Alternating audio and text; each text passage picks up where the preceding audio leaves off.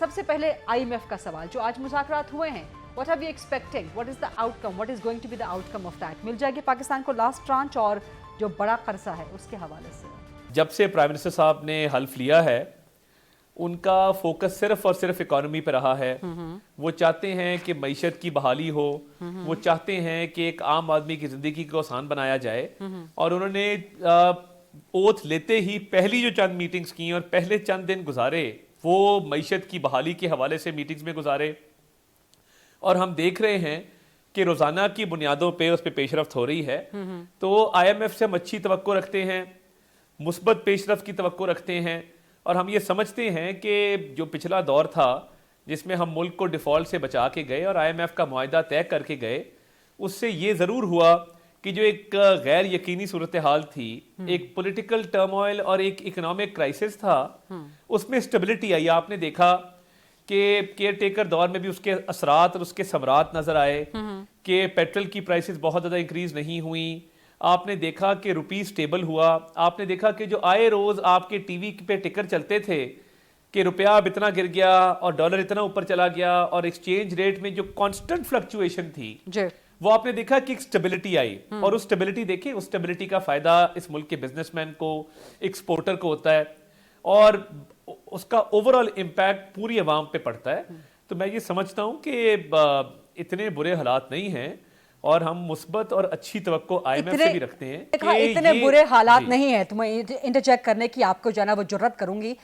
جو اس وقت گیس اور بجلی مہنگی کی جا رہی ہے, بجلی 5 روپے مہنگی, بجلی کے جو بل آ رہے ہیں, گیس کے جو بل آ رہے ہیں, گیس 170% مہنگی, اور اگر حالات اتنے خراب نہ ہوتے تو نواز شریف صاحب کیوں برہم ہوتے ابھی کل پرسوں ہی کہ جی آپ IMF کے کہنے پہ کب تک گیس بجلی کی قیمتیں بڑھائیں گے؟ اس کا مطلب ہے کہ even Nawaz Sharif is not satisfied with the initial performance of the Shahbaz Sharif government.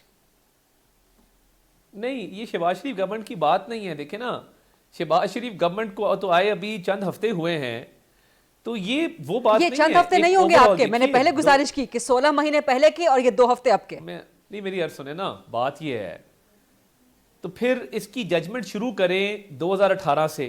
یہ وہ 4.5 سال میں جو تباہی ہوئی, جب سی پیک رول بیک ہوا, جب ترجمانوں کے اجلاس کے علاوہ دوسری میٹنگ جو اس وقت کے وزیر اعظم تھے عمران خان صاحب وہ نہیں کرتے تھے, اور انہوں نے بالکل معیشت کا بھٹا بٹھا دیا.